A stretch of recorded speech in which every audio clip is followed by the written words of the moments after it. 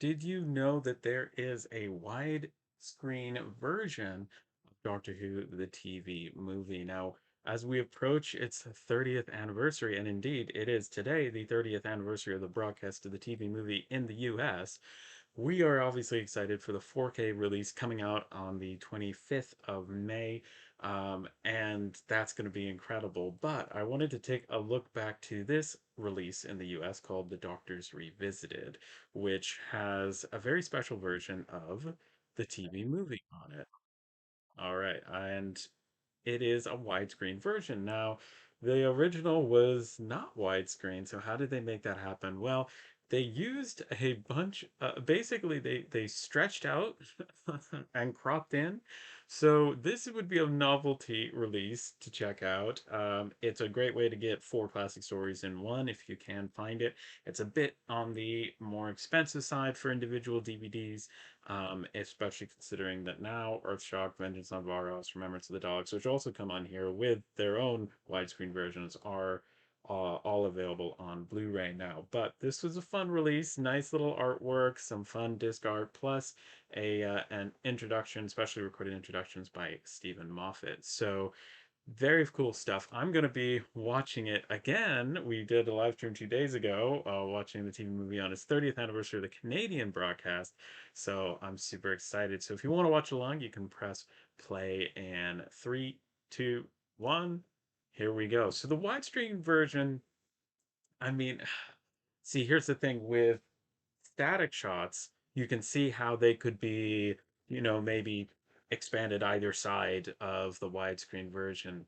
But here they've stretched it out, so it doesn't look terrible. It looks close, but not it's a bit wider than it should be. It makes you wonder, have I left my TV on the wrong setting? Instead of fit to screen, maybe it's, in the wrong ratio. But scenes where there's like things moving on the edges, that's a bit harder to expand. But anyway, I'm super excited. I mean, 30th anniversary of the TV movie. You gotta love it. You gotta love this time to celebrate.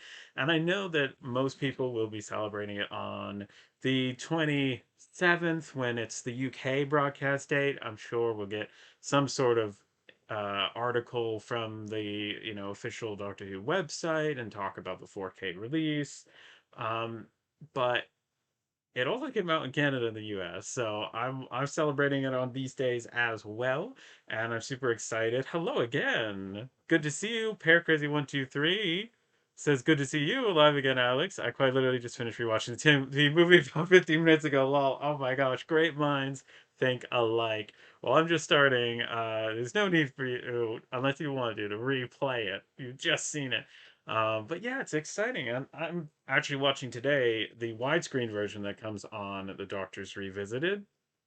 So that's kind of fun. It's basically stretched out and cropped in, so that they didn't have to stretch it out as much. So it's not something I would recommend going out of your way to collect. But have you watched any more horror movies since last we spoke? I know you're into those. Oh my gosh, yeah, this is a fun time. And I also have some other releases to show y'all for the TV movie. I watched this yesterday, no, 2 days ago, on the Canadian broadcast's 30th anniversary, the TV movie special edition. This is the only way the US got the TV movie on DVD. We did not get the VHS release. We did not get the Blu-ray release. I haven't seen anything that indicates that we'll get the 4K release. But I've got the Steelbook on pre-order. I've got an all-region DVD and Blu-ray player. Absolutely love those. Highly recommend you get those. I know it's hard to not spend money on Doctor Who stuff, but I have got it and I've not looked back. Absolutely love it. This came out in 2011 in the US. So quite a way, that's quite a distance between 1996. Ooh, Paragraphs 1 to 3. I'm in the process of rewatching all the Saw movies. Nice. Wow. Right now, I've watched up to Saw 6 today, and I'll be continuing tomorrow with the last four. There's 10 Saw movies? I had no idea. I had no idea. In 2000, looks like this is copyright 2010. I've got the movie special edition for the UK. So we've got two different versions here. Same artwork, except we've got the Rundle design for the UK. Four Doctors of vinyl is skipping there. And I also have the 2007 O-Ring DVD release of the original edition of the TV movie, which is super exciting. Oh my gosh. So, and I had to break out the VHS as well.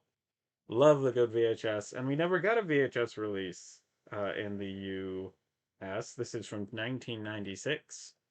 So, yeah, wild, wild stuff. But yeah, it does. It just looks a little bit stretched on the TV. Oh, and I had to break out the Regeneration digibook because that has the TV movie on it as well, which has oh my goodness, so many beautiful, beautiful artwork there. Oh my gosh, First Doctor, beautiful 10th Planet. We've got the War Games for the Second Doctor. That's a rare DVD release right there. Third Doctor, Planet of the Spiders. That there, yeah, this is right here. Fourth Doctor, Logopolis. I love that there's slight bits of coloration. Fifth Doctor with the red stripes. Oh my gosh, that's Kids of Androzani. And then Sixth Doctor. I love this picture of the Sixth Doctor. Like, I feel like it's a rare one that I don't see often. Very thick pages. Time of the Ronnie for the Seventh Doctor because they wanted to include a Seventh Doctor release, and his regeneration would also be there for the Eighth Doctor. So we get the TV movie. Very cool. Says this is by Matthew Jacobs. First transmitted in the UK on the 27th of May 1996. So that's in 13 days from now. A co production between BBC Television, BBC Worldwide, and Universal Television. Doctor Who the movie was made as much for an American audience, largely unaware of the Doctor, as it was for the UK. A complete story in its own right, the movie is nevertheless steeped in the continuity of the main series. Although it could start straight in with a new Doctor, it spends a significant amount of time with the Seventh Doctor before showing the regeneration. I think that was a good move. The extended prologue to the Doctor's battle with the Master affords the Seventh Doctor a proper farewell and really helps it be a canon, you know? But despite performing well in the UK ratings, accidents of scheduling rather than narrative decisions meant that the movie was not deemed a success in the USA, which is so sad. Um, a possible series building on what can be seen as an intriguing and polished pilot episode never happened. What we did get was a fascinating glimpse of American Doctor Who, albeit with a British star and director, and shot not in San Francisco, where the story is set, but in this Canadian city of Vancouver. With impressive production values, slick editing, atmospheric cinematography, state of the art, then computer effects, and haunting music, Doctor Who the movie is a fast moving action adventure take on Doctor Who and a captivating hint of what might have been. So cool. So that's the what they've written here in the Regeneration digibook. We've got a great picture of the Eighth Doctor there. I love humans always seeing patterns in things that aren't there. Ninth Doctor gets Bad Wolf and the Parting of the Ways. And we have another page here for the 10th Doctor with the End of Time, parts 1 and part 2. Great photo. The Titanic TARDIS. Did someone mention my beloved TV movie? Yes! Yes, indeed. Always. And of course, this at the time was an advanced release of the 10th Planet animation. So, really cool set. It's a numbered release, or it was limited to a certain amount. I guess there's not a number on this, but beautiful, beautiful set. And yeah, it's the 30th anniversary of the US broadcast date. So, of course, we're doing a watch along of the TV movie. We did it for the 25th anniversary, which I cannot believe was 5 years ago already, but that's how it works. Hello to the Titanic TARDIS. Yes, we are mentioning it today. Lots of fun stuff. And, ooh, let's see about checking out the. I do have the complete history book on the TV movie, which this is a great time of the year to be reading about this. It's an entire book dedicated to the TV movie. Volume 47, I've read up to volume 40 of the Complete Histories. Absolutely love these books. Can't recommend them enough. This is a lovely purple design. Um, you can see behind me how the Eighth Doctor is just on the end of the screen there. These books all connect to make a lovely singular image of all of the Doctors up to the 12th Doctor and the TARDIS at the time. That was the full run. And so I've got about half of them, a little bit over half, and they're 90 volumes total. The Doctors end up, because of the spacing, not necessarily lining up just with their eras, which is great because otherwise the Eighth Doctor would be very, very tiny. So he's actually on the end of the Ninth Doctor and the beginning of the Tenth Doctor volumes, and what we get on the side of this is just a bit of the Seventh Doctor's arm.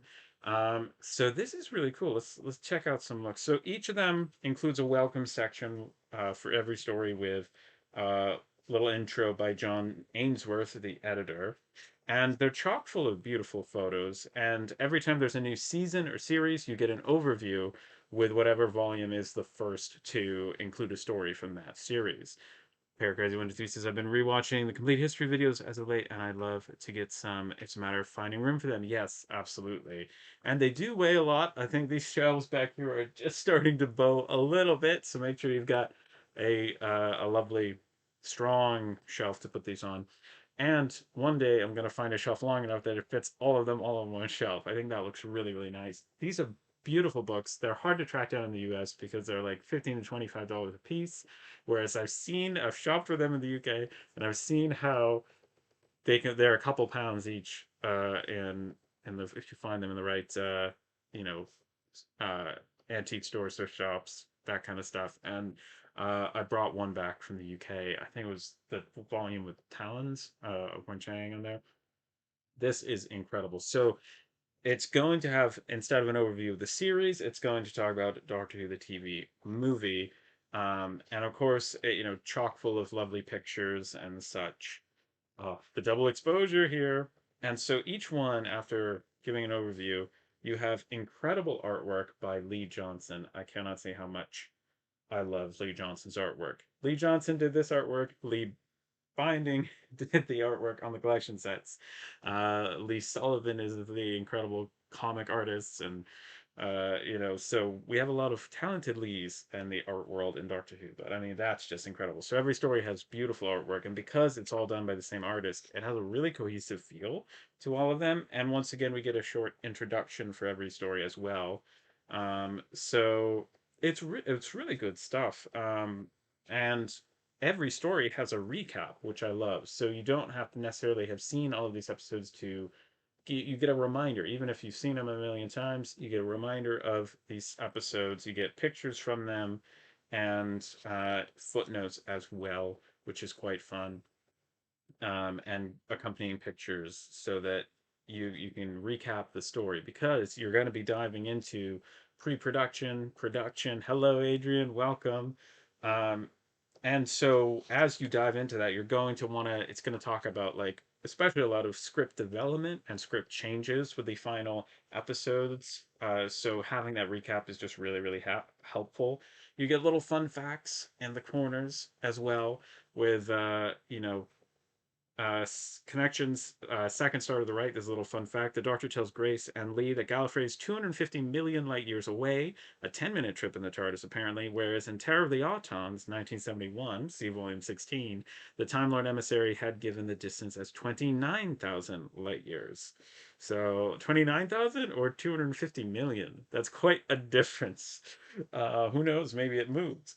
Um, and so, yeah, that's fun. The sonic screwdriver makes its first appearance in the series since the previous model was destroyed in the Visitation, 1982, see volume 35. This makes the TV movie the one and only time that the Seventh Doctor is seen to use the sonic screwdriver.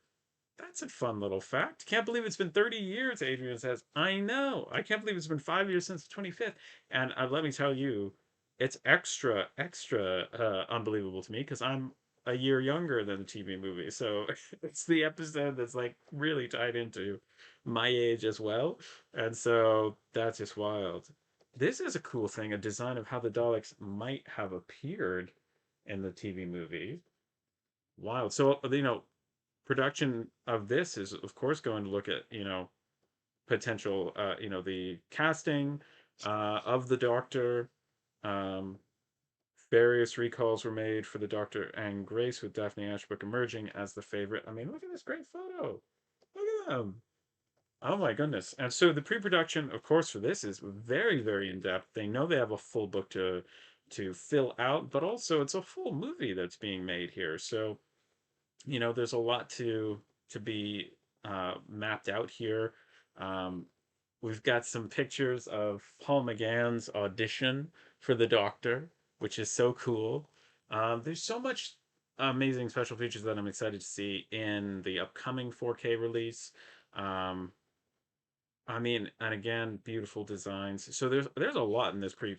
Normally they don't go into this much depth for pre-production, but this whole section is huge, which is wild. I'm floored by how much they have in this. Um, wow. So let's see. We'll skip through the pre-production. Wow, into the production, which is really cool because then you get to find out about each of the filming days and the process of, yeah, look at that, how it was filmed, which is shorter section for sure than the pre-production. But yeah, this is very cool. And character regeneration. That's very cool. And so I only have one life. Remember that, Doctor? And so the production would have taken place in January of 1996 through to February of 1996, starting with the interior of Grace's condo and then moving into the interior ITAR reception area. And then they went into the hospital and the morgue changing room, morgue office at end of January, Grace's office, through to the morgue, the BC Children's Hospital. Yeah, lots of the hospital stuff. And then they did some of the interior opera house. February. I mean, there's lots of cool stuff. You can see that whole timeline there. And then they would have been in the studio stage from the 8th of February 1996. Clear! Seventh Arc is regenerating. Where they would have filmed in the TARDIS control room and done the interior ambulance on February the 12th, cloister room, ending with the cloister room scenes, and a control room scene was the last filmed on Wednesday the 21st of February 1996. And then it goes into post-production for each of the stories. Um, the executive producer hoped to get McGann to Los Angeles and New York for additional press interviews. Publicity, there's a section on the publicity, how it was covered in the news at the time. Let's see. Any fun little bits here? Let's see. On Sunday, the 12th of May, a 5-minute behind the scenes preview of the TV movie was aired at 11 a.m. on UK Gold prior to a screening of State of Decay. Let's see. Most British newspapers highlighted the broadcast of the TV movie on Monday, the 27th. And then it has a whole section on the broadcast of the TV movie, which says Doctor Who was premiered on Sunday, the 12th of May by CITV in Edmonton, Alberta at 10 p.m., 2 days in advance of the main network screening on Fox. On Monday, the 13th of May, Canadian stations such as ASN in Atlantic, Canada, and CHEK in Victoria broadcast the film. The main North American networking took place on Fox at 8 p.m. Eastern Standard Time on Tuesday, the 14th of May. That was exactly 30 years ago. Today, press reaction was good. The Hollywood Reporter referred to it as one of the kickest broadcasts to hit the small screen this sweeps season, while the New York Post declared it manages to pull off action, wit, irony, comedy, suspense, special effects, and wordplay at 90 miles per hour and still feel thoughtful. However, the film did not perform strongly enough in the ratings for Fox. Just 8.3 million people tuned in, giving Fox a 9% share. Segal knew that Fox would want a 15% rating in order to order a series, since the X-Files scored 18% and the previous week's Tuesday night movie Tornado had rated 16%. Fascinating. Unfortunately, the movie had gone out against strong competition. ABC's lineup included an episode of the hit sitcom Roseanne entitled Heart and Soul, in which Roseanne's husband Dan had a heart attack. The popular Home Improvement was also scheduled on ABC. Likewise, the NBC schedule was a strong one, including Third Rock from the Sun and Frasier, while CBS's Tuesday movie, The Stepford Husband, scored 11%. So the pilot ranked 75th out of the top 100 shows of the week. Segal felt that um, the advertising for the movie had failed to attract enough female viewers. Wow. Eventually, on Monday, the 20th of May, let's see, we go. Oh, it's more than that. Lots of stuff going on here. Wow. That's fascinating. So, yeah, there was a repeat transmission on Saturday, the 13th of November, 1999, when a Doctor Who theme night was planned for BBC Two by a team in BBC Manchester. Producer Mike Wadding liked the idea of being able to transmit an uncut version of the movie in a late night slot. The broadcast rounded off the evening on Saturday, the 13th of November, with only a very small audience. In America, the Sci-Fi Channel picked up the screening option, airing it on Sunday, the 15th of July in 2001, and it was screened on the UK Sci-Fi Channel from Saturday, the 2nd of November 2002. And then we come to my favorite section, the merchandise, which always feels like a checklist from me rather than a oh you can pick this, you can pick that. We see here the VHS release, which the VHS release was originally a certified of 15 before being reclassified as a 12 following the cut. So what I have here is rated 12. So you can see, but there's a version out there as well that has the 15 on it. Wow, very cool stuff. And always just fun to see what they put out. So yeah, the TV movie was released as Doctor Who the Movie by the BBC in August 2001, which would look, I believe, would look like this version. It was this, I mean, this is a 2007 version with the O-ring edition. Yes. Photographs of 5 different images from the TV movie were signed by Paul McGann and were available from 10th Planet in June 2002. And then the DVD Files magazine in January 2009 came with the TV movie. And a 2 disc special edition of the TV movie was released as part of the Revisitations Bar 1 box set in October 2010. And then the TV movie was included in the 6 DVD regeneration set in June 2013.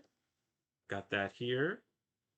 And the TV movie received a 2 disc Blu ray release in September 2016 for the UK only, um, which is a shame we never got it in the US. Yeah, and then it always has casting credits, which is great, including like not just the credits you'd see at the end of an episode, but you know, a huge uncredited section for a lot of episodes too, which is really really cool. And then there's always a profile on a cast or crew member, and of course they had to do Paul McGann here. And what I love about this is it doesn't just go through the like what you'd find on their IMDb. It also goes through their theater work or radio work, which is really cool, as well as all of their TV and um, movie work, film work. That's the word. So yeah, it was really. It's just, oh, and they do this for every single story. So really fun book. Really, really love this stuff, and it's just really, really cool. I can't recommend these books enough, and you can get them as downloads on from Pocket Mags. Is where I've seen them, and it's really cool. Great. Highly recommend them. They're just brilliant. So yeah, it's the TV movie. It's amazing. The Seventh Doctor is regenerating into the Eighth Doctor, and of course, I'm watching the revisited Doctor's Revisited release, which has a widescreen version. A widescreen version. Deep, we're deep in the morgue here, and yeah, this is the widescreen version. It basically crops in and stretches it out. I was hoping for more than that in a widescreen version. Um, it would be cool to like, I don't know. You'd have to use, you know, I don't know, Photoshop or something to to extend the sides of any static scenes. But obviously, it gets would be a huge project to like try and recreate moving edges of a widescreen. So I think if you were interested in just seeing what it looks like, you know, go in with that mindset that it's not anything revolutionary, but it is kind of fun, especially, I mean, not so much with a TV movie, but with other classic episodes. It's fun to see what they would have been imagined like as new series episodes. Um, sorry, as like in the sense that they would have full full frame instead of being square. So yeah, love that. Ooh, let's see. Any other ways that the TV movie? It also came out in let's see, media book. That's a rare one. If you ever see the German Doctor Who Der Film on MediaBook. Man, that is an expensive release, but that's a cool one to spot. They got it on DVD and Blu-ray as well over there.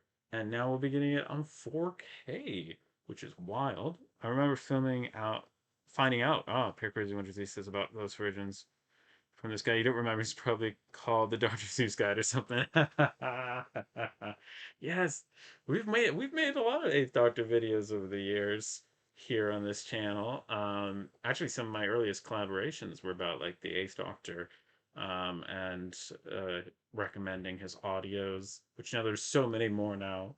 That was 10 years ago on the channel, and yeah, it's amazing to see what we've gotten. I mean, to go from making videos about the Eighth Doctor 10 years ago to like actually collecting the TV movie, in the UK and bringing it back on VHS. I just had to. I had to, because it was £3. You can see the sticker on the back here, £3.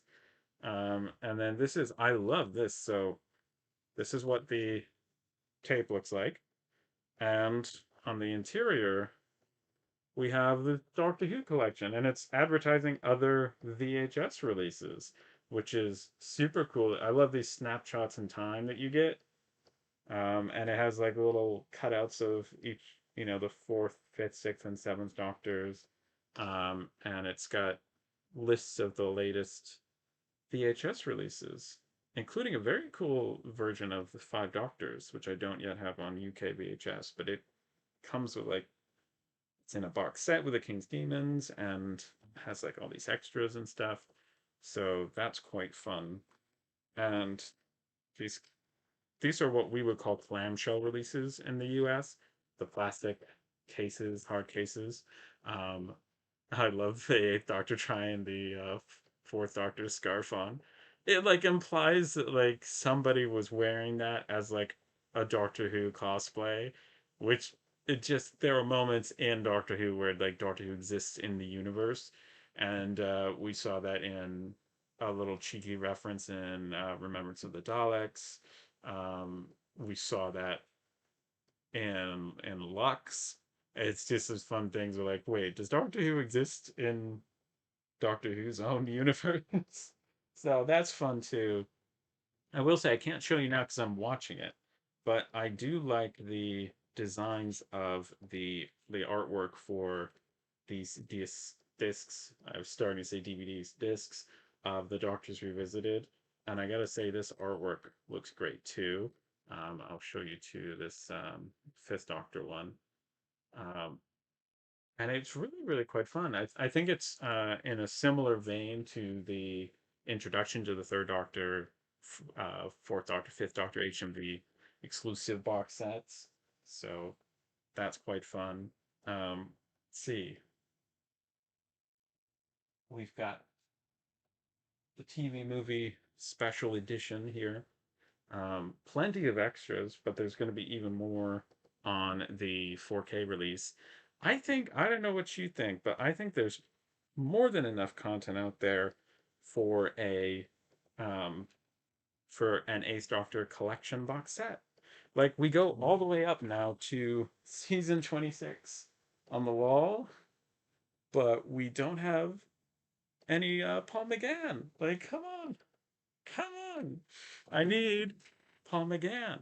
And I mean, just the artwork from Lee Binding would be convincing enough for me to get that set. But I think that with the 4K release, I mean, obviously they're going to give it some room, give it some space to sell well, but afterwards, I mean, come on, why couldn't you? And then we've got this little booklet in the special edition. Let's see.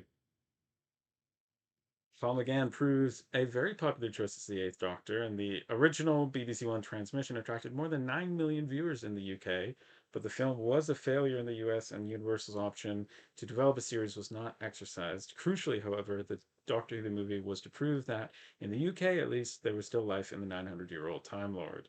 So, yes, it's very, very exciting time. And as we saw with the complete histories that told us, it was a scheduling problem. It was just going out against existing heavy hitters. And man, what would it have been like if it had gone out at a different time slot where more people could have seen it?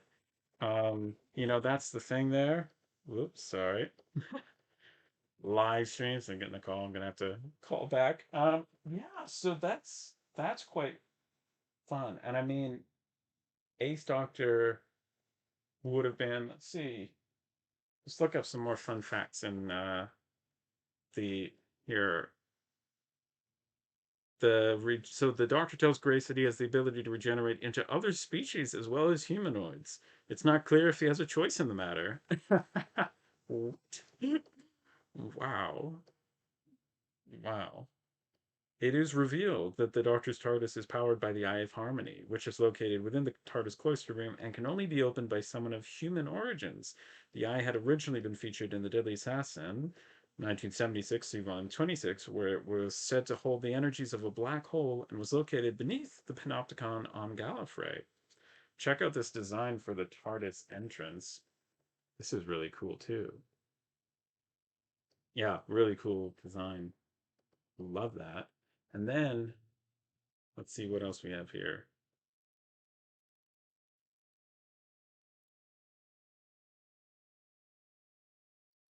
Okay, so knowing that the TV movie might not lead to a full series, Paul McGann commented that he would be happy to be the George Lazenby of Doctor Who. This was a reference to the actor chosen to replace Sean Connery as James Bond, but who only starred in one film in the series. I'm so glad that they brought him back since then. I mean, it's just right. He's an incredible doctor. Um, in terms of Paracrazy123 says, in terms of TV movie releases, I have the UK Special Edition DVD, the Blu-ray, and the VHS, which is one of my few VHS tapes I own. But I plan on buying more at some point soon when I can buy a player. Yes, I'm looking for a UK VHS player. I have a US VHS player, um, and so I can watch those ones. But you can't play a PAL VHS on an NTSC VHS player. It just a it ends up sounding a bit like a chipmunk voice sped up, but it's also bad for the VHSs and probably also the player. So, um, but they're extremely expensive, and it's hard to find. A lot of VHS players are sold as like parts, and so you have to sift through like a ton of listings that are just saying this doesn't work. Here's parts, and so it's hard to find it like a deal because you're essentially also could be buying something that doesn't work and it's just there for parts. So yeah, love the VHS releases. um the chart is key. Seen here is once again the silver spade shaped design first used by the third Doctor. It is inserted into a slot that is hidden behind what appears to be a Yale keyhole on the door of the police box. We discovered that the Doctor keeps a spare key in a cubbyhole above the P of police box on the roof edge of the TARDIS exterior. Um, oh, the scene where he's pulling the wire out of his heart. Oh, always gets me. Always gets me. The new Doctor comes across. Let's see. Oh, this is about the costumes. Ooh, a design sketch for a reimagined Davros and the Daleks redesigned. That's cool stuff. I don't know what's going on there, but I gotta read it and find out. Oh, they just run off in a car. Oh, the master with the thumbnail, the nail. Oh, that scene, man. Yes. And it says when looking for clothes to wear, the newly regenerated Doctor briefly considers a multicolored scarf not dissimilar to the ones worn by the fourth Doctor. This was added at the suggestion of Philip Siegel. Wow. Leon Cunningham, Paul Bown, and Tony Slattery auditioned for the part of the Doctor. Wow. But if the part went to Paul McGann. That reminds me of a time I was playing some vinyls and I forgot to change the speed of the turntable from a 7-inch vinyl to a 12-inch, and it sounded like a chipmunk was singing. I know, right? It's definitely it's gonna speed it up, make it sound different. Yeah, it was. I do have several VHSs, and I'd want to like see what it looked like, even the intros. See, most of them are just going to be straightforward, but it would be fun to be able to play them. They're UK VHSs. Let's see.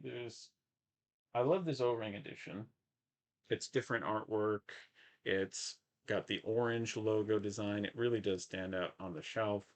Um, it's kind of fun. I mean, it's called an O-ring because of the circle there and the circle there. It's kind of what it's colloquially known as. Got the Eighth Doctor there, and like a packaging that contains the previously released product. It even says on the back there. It's taken the sofa. How dare? How dare? Let's see this. See this? Um, this release, no discard. Like what? The Titanic TARDIS says I own one standard UK VHS signed by Paul, the W.H. Smith edition, the Glow in the Dark edition, the closed caption edition, Swedish VHS, both German releases, rental and retail, and the Australian VHS. Oh my word. Wow, you've just given me a checklist for what to track down. Oh my goodness, this is the only VHS version I have. What? That's so cool that you got it signed. Oh my goodness. That's so cool. Yeah, that's amazing. A glow in the dark version. Wow. It was so sad, Puccini. I watched this movie just 2 days ago. There's a reason why I call him the VHS man. It's incredible. It really is. And I love yeah, I love the any of the VHSs that have artwork on the side. That's just always so fun. It's got a little window of the Eighth Doctor there, and we've got the logo on the side. I love this Doctor Who logo. I have to say, it's got to be said. I don't know if it's because it's on all the US releases for the DVDs, but I just love it. I love the font. Um, I just think it looks so great, and I like that it can be sideways, like side by side, or one on top of the other. And the TARDIS, of course, on the side here. Uh, so childish dream that made you a doctor. And it was him. He's the doctor. Amazing. I mean, look, you'll do great things. I'm gonna also show you the A Doctor art print that I have from Forbidden Planet's Diamond Collection range that says, I can't make your dream come true forever, but I can make it come true today. How cool is that? Got the Eighth Doctor since 1996 and 2013. Oh my gosh. Love this. Love having this on the wall. Here, let's show you the art print wall. Da, da, da, da. Look at that. Look at that. It's got all the art prints for each of the doctors from the Diamond Collection range. Sorry for the glare of the lights. There we go. Ta-da. Look at that. Ooh, look at that. Woo. Love how that looks all on the wall, and then some quotes down below.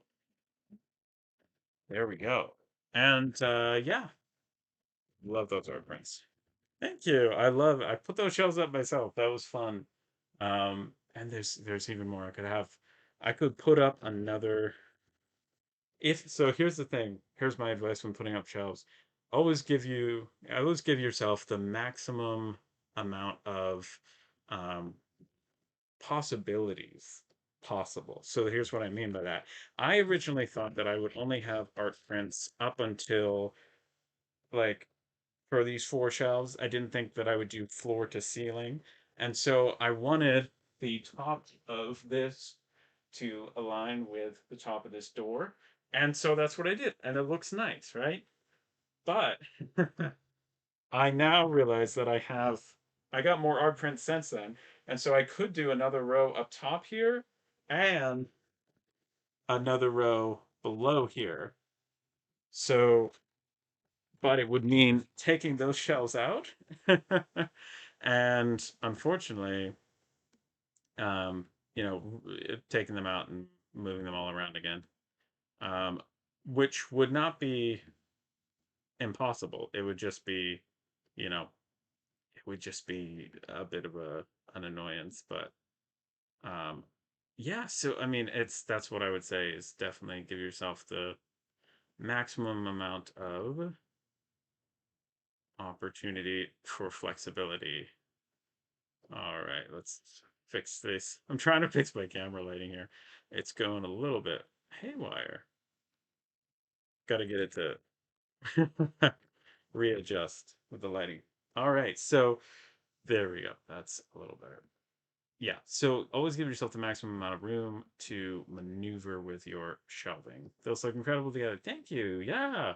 Um, I would love to get do like floor to ceiling. That would be amazing. And then I'll move this around and show you while we're here. Got the shelves behind me. Love those. VHS shelves. And oh, I got it. My headphones are over here. We have the comic wall. I always wanted a comic wall growing up, and now I've got some. I can get more shelves and fill this up because I have a ton of Eighth Doctor comics that I'd love to display as well, and a vinyl wall. Look at this Eighth Doctor vinyl right here. Love this. And then I have calendars up top there, and I always wanted. Oh, it's flipped. It's so annoying to hold up. Okay, there we go. And then we've got calendars up top, and I always put them on the doctor whose number matches the number of months we are in the year. And so that means fifth month of the year, we're in the fifth doctor. And so at the beginning of every month, and I update this calendar too. I always update the calendars to have the same doctor, which is just lovely. And then these shelves I've got room for 16 out of the 19 sets. I put the remaining three on the side there. And I had to decide recently when season 21 came whether or not I would have the old version of my collection sets was going to start with the earliest set up at the top there and do the next 16. But because we have this lovely run of 10 um, seasons all in a row, I really did want to showcase that. And so I couldn't resist. I had to put the earliest three sets off to the side.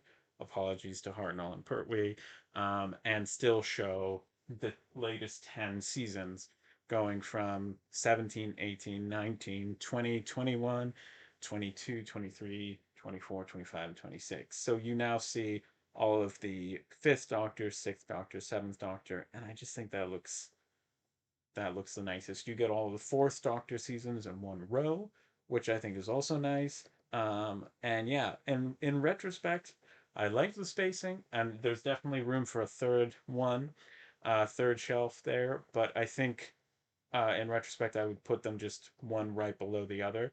Um, but I do like this. I do like this, but I would like to be able to get a third shelf in there. But at the moment, it would hold just three. So that would look a little bit strange. With 19 sets, you can't divide them evenly in any sort of way.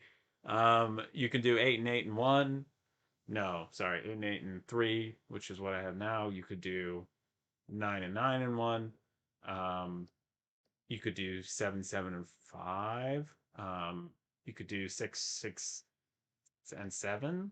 Um, but there's no evenness really coming up. So gotta figure it out. Maybe when there's another set can do five in a row. But you need a fourth shelf there. But yeah, it's just fun. Since the last time I remember something, forgot to mention that I was actually gifted a rubber duck dressed as the TARDIS from my uncle around Easter this year. That's amazing. I love that. That's so cool.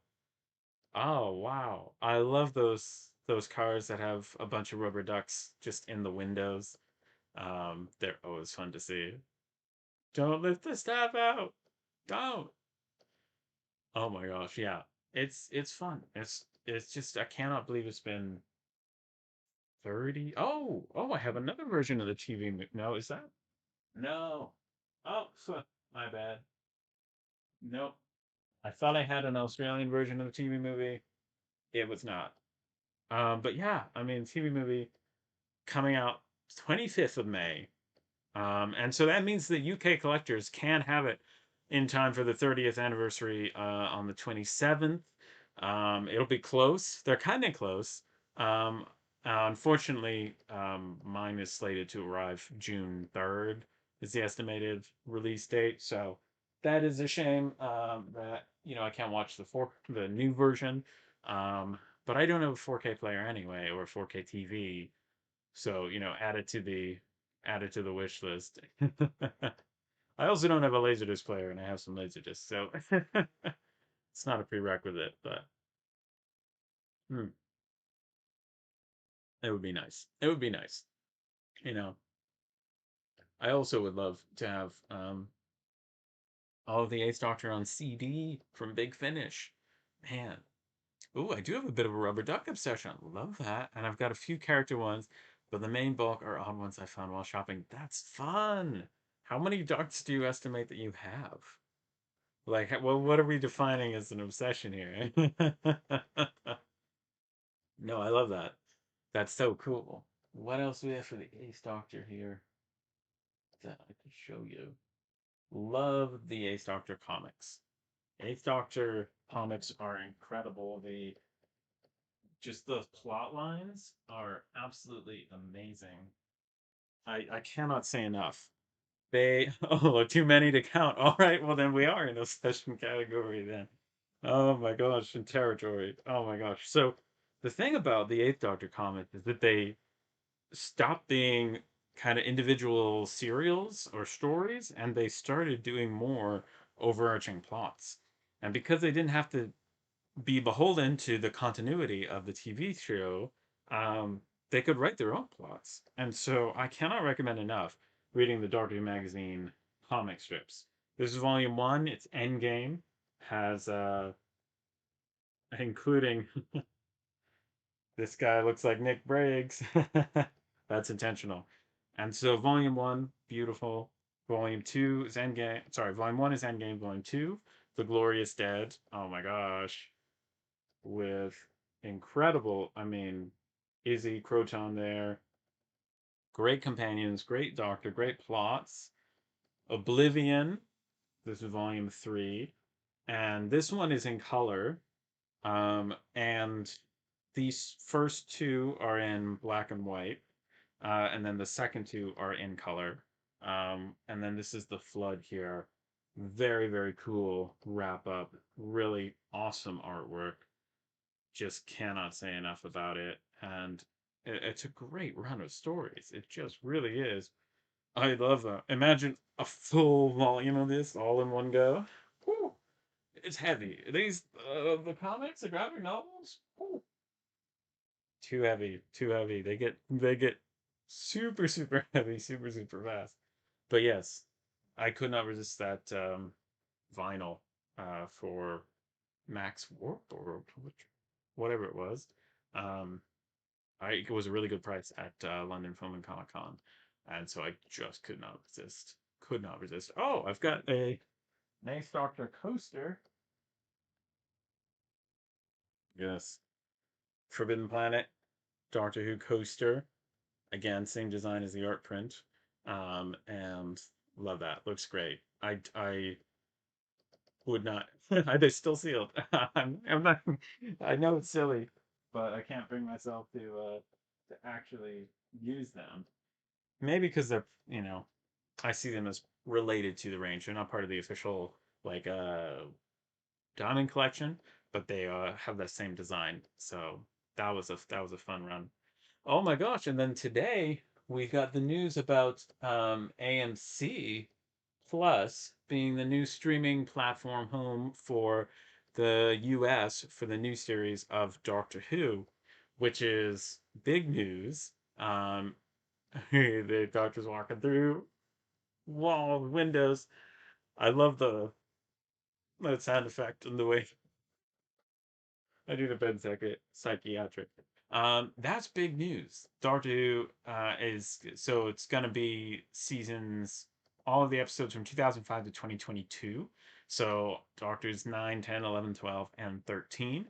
And so unfortunately not 14 and 15 yet. I think that's probably gonna be until the that streaming platform's contract is up, then it'll probably they probably got some deal to add it to AMC Plus. I think that going to it's hard to for the new seasons of Doctor Who if they're on. Hello, Adam Diamond Fishwick. Welcome, welcome. Hi.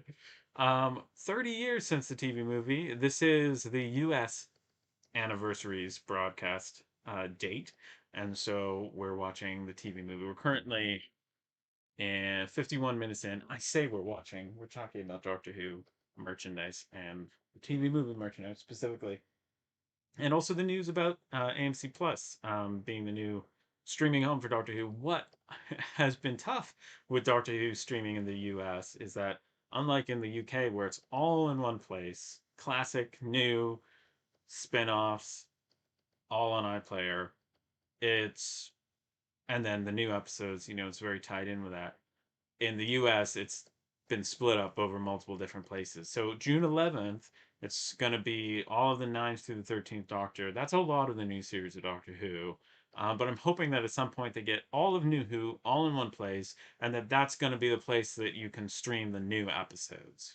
So that's that's kind of my hope there, because I think it's harder to get people into a TV show if they have to essentially subscribe to two different platforms to either watch the latest season or and catch up on the previous one.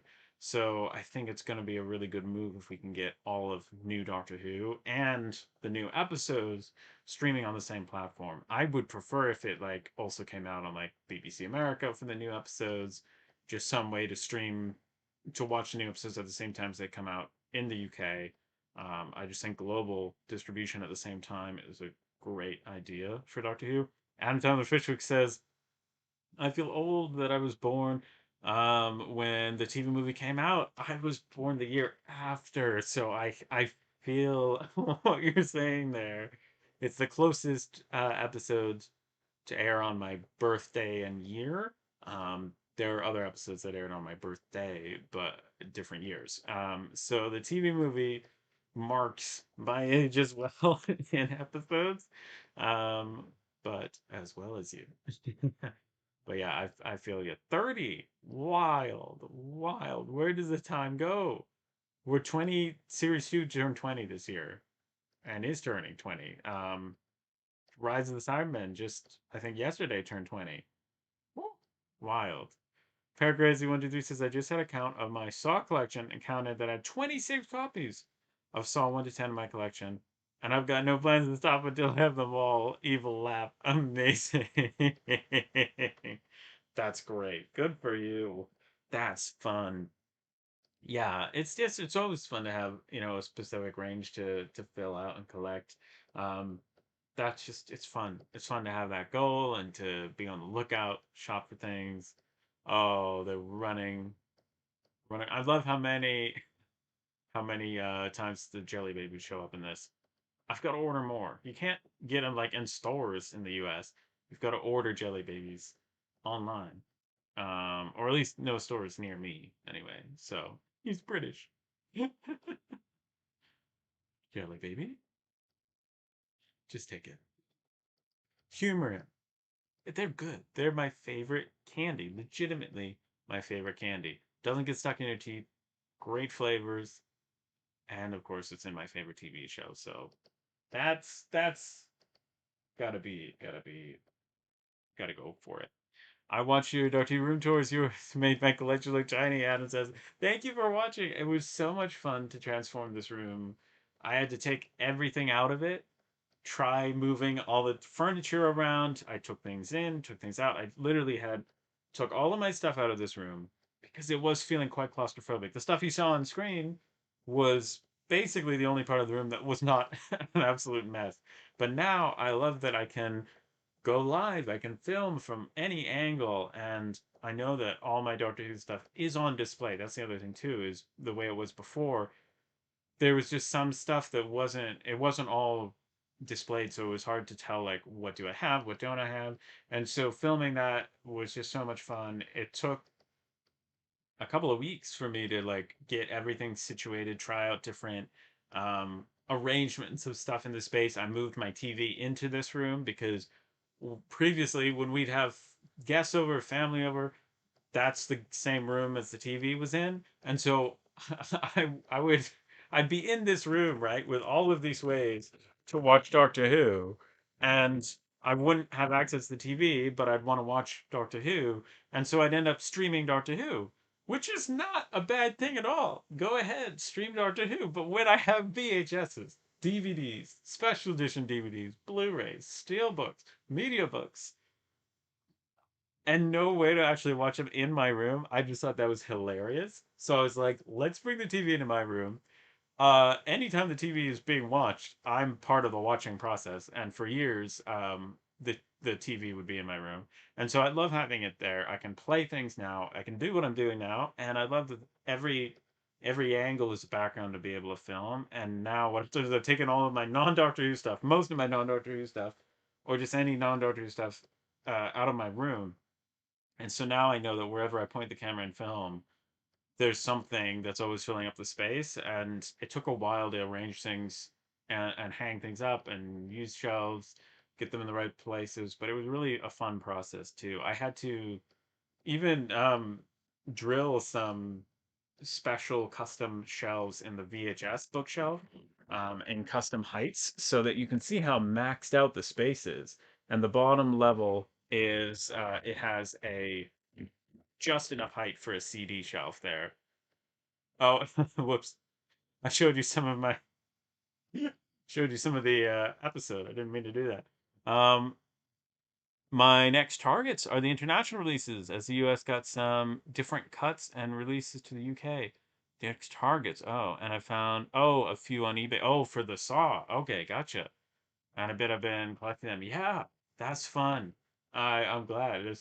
I love collecting the international releases. I only have one life. You didn't remember that? I do really want to get my 8th Doctor comics on display. I've got a lot of my 13th Doctor comics and I love those. So I just want to get like floor to ceiling. It just there are certain things where I'm like, I personally feel that like I'd rather look at the artwork on a release than the binding. Unless we're talking maybe about those, but even then they look cool as a binding. But that's because that's a piece of artwork. If it's a piece of art, I want to be looking at it. And when things are like, especially with comics, art prints, they're invisible if you put them sideways. And so I would love to have just enough space to display the artwork that's on each of the comics. You can see the variants, the variations, and I would love to be able to display my magazines like that. The only thing that I haven't used yet is the ceiling. So that's a possibility. But yeah, just I'd love to even display all my DVDs and VHSs, show the artwork. That's why I love how these collection sets look. And maximizing vertical storage. That's my go-to saying. That's my catchphrase for the year because I had to with these shelves, especially if you're gonna try and collect. With these shelves, the weird thing about them is 5 out of 6 of the shelves on each bookshelf here are adjustable height. But that one shelf that's not, there's two shelves. Those top ones are not adjustable, and then one other shelf is not adjustable. And so that means that it's almost impossible to get all 3 shelves across all 3 bookshelves to be lined up. You can see a slight dip in the steel bookshelf there. But what I realized is that these shelves all needed to be Blu-rays. And once I figured that out, it meant that I could have really, I could maximize that vertical storage, right, of the DVDs and max out my storage space. And even the coasters hanging on that wall there, it made it not look like that bookshelf was sticking out too far awkwardly, and it also gave me the space to display those. I still have, art prints and stuff that I want to display, but yeah. Oh, Alex. Oh, Matt Smith was so awesome. I wish you could have been with us. Adam, I saw those pictures. You are so lucky. That's amazing. They came out great. You got to meet Matt Smith and Arthur Darvill, Karen Gillan. That's amazing. I was so jealous when I saw that people would be going to that convention. I would have loved that. Oh my gosh. So green with envy, but that's okay. I'm so glad you got to have that experience, especially with actors of that caliber. Getting your photos taken with them can be very tricky at conventions and stressful, and sometimes they cancel or you can't. There's not enough time, so I'm really glad that you got that. Really, genuinely. I know the pain. I'd love to display my vinyls on full show, but unfortunately, my lack of space means that they sit and hide in storage cases. Yes, I know, right? And so that's why I love maximizing vertical storage when possible, and putting up shelves like these so that we've we've generally, all our collections, we have full walls and a ceiling. So how can we make maximum use of those? Um, and so don't forget, answer the second question. It's a jelly baby. Yeah, vinyls. I love the vinyl display on the wall. I also intentionally keep like no windows open in this room because I don't want any sun damage to come in and fade items or books or the covers of stuff. So that's an intentional choice. I love having the bed where I have it now because I can look out the door, and it lets me see, who's out and, maybe in the kitchen or whatever. And that means that, it's just more sociable. When I was back in the alcove there where you saw the comic wall and the vinyl wall, I couldn't tell who was out there. People couldn't tell if I was in there. So it was just a lot more isolated. And it was amazing how just even putting it here makes such a big difference. And now I'm looking at, I can see the TV, I can see out the door. But the thing I love about the door itself is I made it look like a TARDIS, and it was stickers that my dad had gotten for me years ago. And we always had this plan to like paint the doors blue and get it like, but eventually I was like, that can just stop you from like taking one step towards it. So take the small step, even if it's not the perfect one. I had these shelves that I, hung up all around. I had those for years, and I was just waiting to be in a place where we thought we'd be there for a long time, but that just meant procrastinating. I thought we'd, yeah. So I was just, if you have the shelves, if you have the stickers, put them up on the door, even if it's not perfect, because I know it's a wooden, it looks like a wooden TARDIS, but I love having it out there. And what that means is that when that door is closed, anybody who comes in to the house, normally that door would just be closed, and so people wouldn't know that there's a Doctor Who treasure trove in there. So that door now signals, hey, there's a Doctor Who treasure trove on the outside, on the inside of here, and so they can at least go, oh, I love that. And once they say that, I know, oh, you know what Doctor Who is. Let me show you what's on the inside. So I highly recommend making the outside of your door look like a TARDIS, which I know is maybe not intuitive because you want to see the TARDIS. You could make both sides, honestly. Get two of the stickers. Those aren't like readily available anymore. Those exact ones. So as I was looking for ones to link to, but unfortunately I can't find them. But you can find other versions now with the stickers. I loved having them on the door, and it just looked so great. And so I love being able to like, oh, there's Slim motorcycle. They got no brakes. I love that line. And then it comes out a second later. That's so fun. And a little bit of camera movement when he comes out really sells the effect. It doesn't just look like split screen then. Hmm. Paracrazy123 says, I'm not sure if you've gotten these, but some of my favorite bits of Doctor Who merch I own is the video games that I found and been able to play sometimes. That's exciting. I remember, oh, what was the game that I played? Doctor Who video games is not, that's always very fun. Oh, what was it? It was an 11th Doctor one. Was it a phone game? It was 11th Doctor. You walked around as the 11th Doctor and Amy. You fought like Silurians, Weeping Angels. That was very fun. And the thing is, like, growing up, my brother had an Xbox 360, but otherwise, we had to go over to our friends' houses to and they had video game consoles and things that, like, you know, we would play with them, but we didn't do until my brother got that 360. We didn't do a lot of video gaming, and then in the US, I mean, Doctor Who video games were not as much of a thing. So it is fun to see that, and I think one of the earliest videos on the channel was a guide that Henry Dudestar did as collaboration, that we did on the history of Doctor Who video games. So that is a three-part series that's on the channel. But yeah, I love that, and I love that, like, they're doing more with it now, and I'm excited about that. But yeah, there was briefly a Fortnite Doctor Who crossover. Um, it was very loosely like like a game within it. It wasn't like a full season collaboration. I think something was planned for the 60th, but never came through.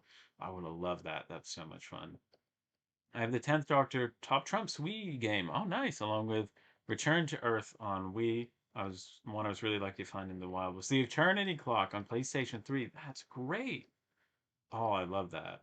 I do have a little rack. I turned a shoe rack into a board game rack, and it has my Doctor Who board games and stuff. Because that's just fun. So I would say I definitely did more board gaming rather than video gaming for Doctor Who. Including, I think the thing I played the most for a Doctor Who board game was Doctor Who Clue. I played that with my brother and sister a lot. We had a spreadsheet actually tracking who'd won each game and how many. And you know,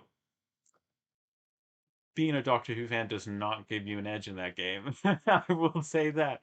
It is an even playing field, so make sure you just close that, because I know there are Doctor Who games. Like, nobody wants to play Doctor Who trivia with me, and I'm like, come on, let's play Doctor Who Trivial Pursuit. And they know, because they know I have an advantage there. But I'm like, come on. But I have no advantage because in Clue, I think we found that I win about, no, it's not this. So my my chances of winning against my brother and my sister are 1/3.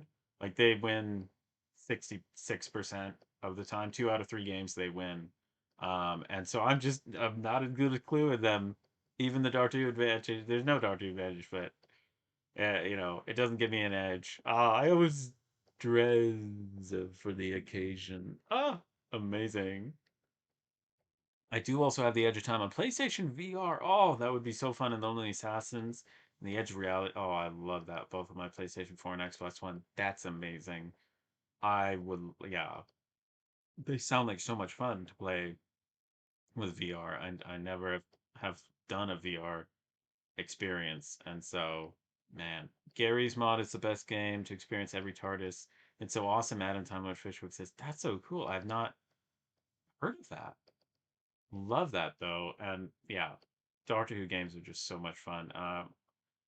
Love.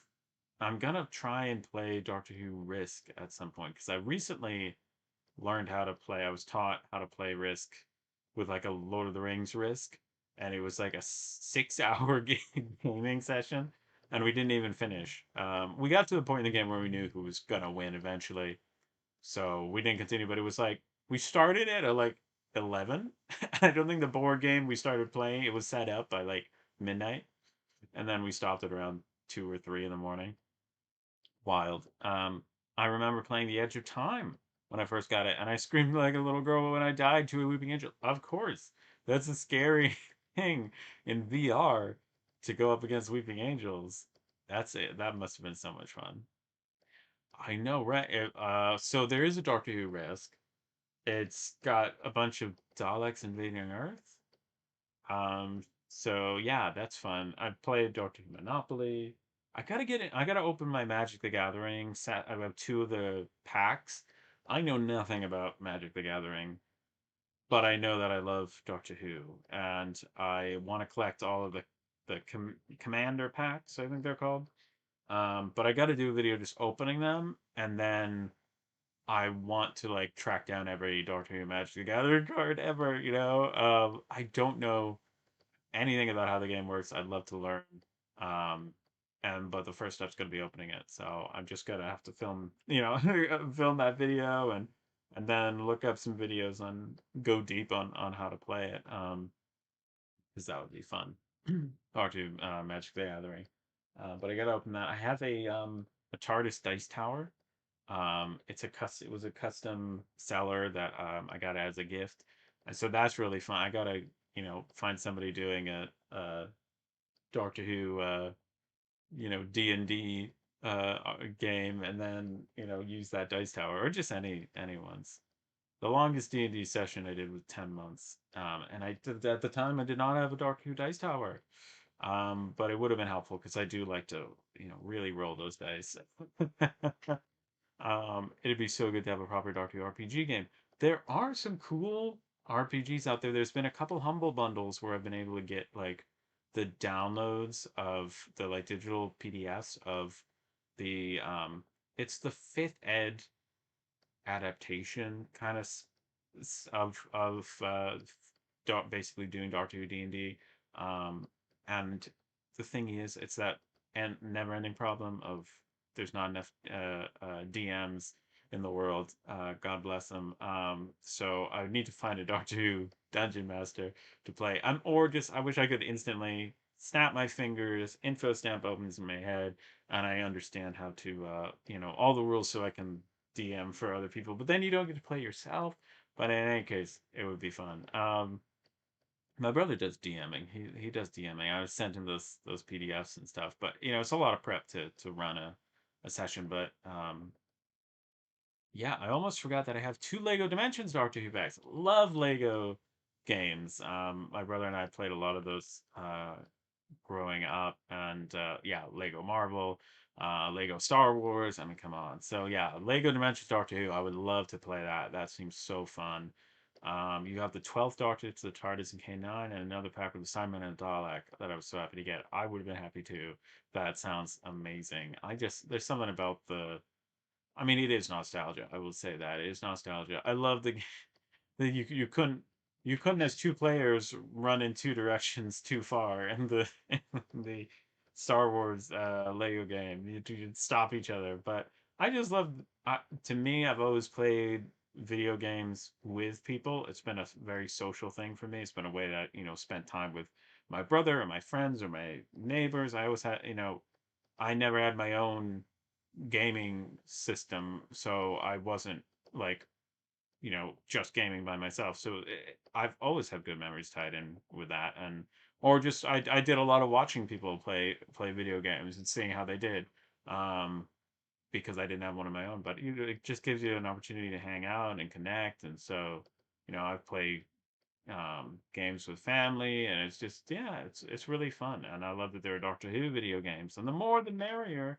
And I think there's one that's a part of the Circuit Breaker that's coming up, so that's really exciting and fun. And we've got just 14 minutes left in the TV movie. The we're at the climax. No, there's lightning. The TARDIS is, oh my gosh, exploding.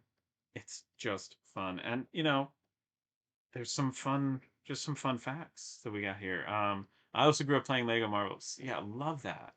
Love that. It's a nostalgic game alongside Toy Story 3 video game. I can't believe Toy Story 5 is coming out next, which is the earliest game I remember playing, which I again collect extensively. Love that. Love that. I love the 8th Doctor TARDIS console. I will die on this hill. I think it's one of the best TARDIS designs ever, in my opinion. And some of my other favorites have to include the Series 5 TARDIS. I love colorful stuff. I love how big it is, but I also love how chaotic it is and the different types of tech. And but I love the colorfulness of it. And I mean, even though like my favorite Doctor is like the 10th and the 4th, I think it says a lot about I've done the TARDIS console to make me go, no, I actually do think like 11th Doctors and 8th Doctors are some of the best TARDIS consoles ever. Um, and I just love that. I love that expansive feeling, right? They do have scale with them, and that's what I think I love about it. Because when you look at it, it's bigger on the inside, but then some of them, it's a very small TARDIS, so you're walking into and going, "Oh my gosh, it's bigger on the inside." I was dreads for the occasion. Yes, one New Year's. It is such a great idea to watch this so that when it hits, let's see, a minute and 15, well, an hour and 15 and like 30 seconds, I think. It's close to. If you schedule that, count back from it, hit play. I guess if it's an hour and 15:30, so start playing it at 10:45 p.m., 10:40. Yeah. You got to do the exact math, but then it would hit midnight on New Year's the same time. And of course, this is set in 1999, turn of the century. So, well, not turn of that century. You get what I mean. Set in 1999, New Year's. So 3 years from now will be the in-universe 30th anniversary. Um, so there's that too. We got that to look forward to. But yeah, I can't believe Series 2 is turning 20. Series 6 turning 15. Series Season 3 of Classic Doctor Who turning 60. Season 8 is turning 55. Season 13 turning 50. Yes. And yeah, it's just incredible. It's incredible. When I was a kid, I didn't think much of the TV movie, but I love it now. I love that. I love that. I love it. It's just so much fun. And I gotta say, like, I mean, I will defend it. I will defend it till the end of time. Alex, stop it. You're making me feel old. I'm so sorry. I'm sorry. I know, right? That is something, though, that I intentionally like about the challenge that I've been doing. And coming up 2 days from now, I will have been doing this challenge of watching every Doctor Who episode on the day of the year that it came out for 500 days. I did it for a whole year, and I decided to keep doing it. And one thing that I like though is that initially, yes, it does not compute with me that like the series 2 is 20 years old. But this year it was not a shock to me because I started this challenge last year when series 1 turned 20 years old and series 5 was turning 15 and season 2 was turning 60. So this year I'm not having that shock because I'm being more mindful about really seeing, okay, what episode's 1 year old this year? What episode's 2 years old? What's 5, 10, 15? And so it's really, because I'm being more mindful of it, I'm trying to like appreciate the passage of time because it does go by. Gosh, it's weird how it simultaneously goes by at a snail's pace and then also goes by so quickly. If you've got something you're looking forward to, or you're waiting for something to happen, goes by so slow. But 20 years since series 2, 10 years in August since I started the channel. What? Wild. And we only have one episode turning 10 years old this year because that's a Christmas special. Paracrazy123 says I volunteer in one of my local charity shops. Love that. Although we don't get much Doctor Who stuff, and I can't help but get a bit excited when we do have something, especially when it's something I don't have. Of course. I wish the charity shops like, and again, even that term of a charity shop is not a term that I grew up using, and I don't even know that, we have like, we do have, but like that term is not used much. It's like a mix, yeah, between like an antique store and it just the fun of going to the UK and going in a charity shop and finding Doctor Who stuff is like so much fun when you're in the UK. Because in the US, I mean, it's 1 out of 10 shops where you find a Doctor Who thing, and it really is that rare, and it is so fun. The other I think it was early in January this year, I found some Doctor Who DVDs in a charity shop. And they were reasonably priced, like 10, 15 bucks a season. I have them all, but I was like, oh my gosh, I almost want to buy these just because of how rare this experience is. But no, I didn't. I didn't. I find it mad that Jodie was announced as the Doctor 10 years ago. Next year, Adam says, I know, I made a video about that. Gosh, thinking back, I remember what I was doing that summer when the announcement happened because I remember being shocked at how many views my video got about Jodie's announcement. And that was really exciting. That's mad. 10 years. And it makes me mad that we don't have 10 seasons in the subsequent 10 years. That's not fair. But yeah, it's 10 years ago, as if turning 20 this year wasn't enough to make me feel old. Oh, I hear ya. I'm gonna be, let's see, next year I'm gonna be 30. Wild. Wild. Oh my gosh. What a sentimental old thing. Are we all? I think we're all sentimental old things, given enough time. There's I love that, Adam. I love that. I love her now. Yeah, I know. I love Jodie. So, so cool. And just wish we'd gotten more of Jody, Shooty, even David Tennant. In fact, as a 14th Archer, I wish we got more. But I was always going to be one of the people that's happy, and I would have David Tennant back in between every Doctor, between every new Doctor we get. Just bring him back for 3 episodes. Oh, Gallifrey. 250 million light right? Good 10 minutes of this whole thing. That doesn't make sense though, because TARDIS doesn't necessarily travel in minutes. Oh, I don't think I could live through that again. I definitely wouldn't live through that again. Oh, there we go. I do love that. The numbers style. I think that's something you gotta have in every TARDIS. And this is the moody lighting, the dark blue, the dark lighting. It's great. The candles. It's not necessarily my vibe. It would be more like the bright and the colors like of the Series 5 TARDIS. But the fact that even despite all of that particular vibe and design not being my thing, the fact that I love it so much, I think speaks wonders for the design. It's just so cool. Yeah, I cannot believe this. We've got another countdown. So it's like you got to pick which countdown you want because now we're 122:49 into the new year. So I think you probably want to time it for this new year, not the first one. But so that 122 means you'd start it at 10, let's see, 10:38. 10:38, of course, so that and then you'd have it at this climactic moment, which is quite fun. And of course, this would have been set in 2000 now. But yeah, it's like watching the Christmas episodes all on Christmas Day, every Christmas special. I realized how much of the episodes are actually set on Christmas Eve. So even though you might think of this as, I mean, this is different. You think of a New Year's Eve special and you want to watch it on New Year's Eve. So most of this would be set on New Year's Eve. But that's a problem I found with watching all. And now I'm like, okay, well, it'd be a much more saner challenge if you wanted to like just watch the parts of the episodes that were set on Christmas Eve, and then the parts that were set on Christmas. I don't know what the split would be, whether it be 50-50 or what, but uh, like bags of gold.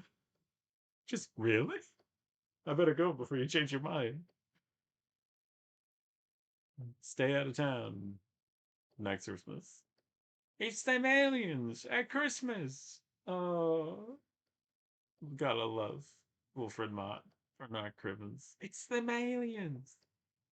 What you've met at Christmas? Yeah, yeah, we're at series, and then turning 5 years old this year would be 2021's episodes. Oh my gosh, it's just a wild the passage of time, but yeah, 2021's episodes we would have had. Let's see, that'll be Flux. Flux will turn 5 this year. What? I'm sorry I'm making y'all feel, but it's the 30th anniversary of this, so we kind of got to look back. If we don't, we'll just continue to be more and more shocked. And you miss me. We miss you, Paul McGann.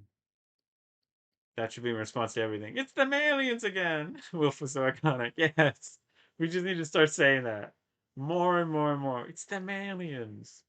Up there in the sky. Oh.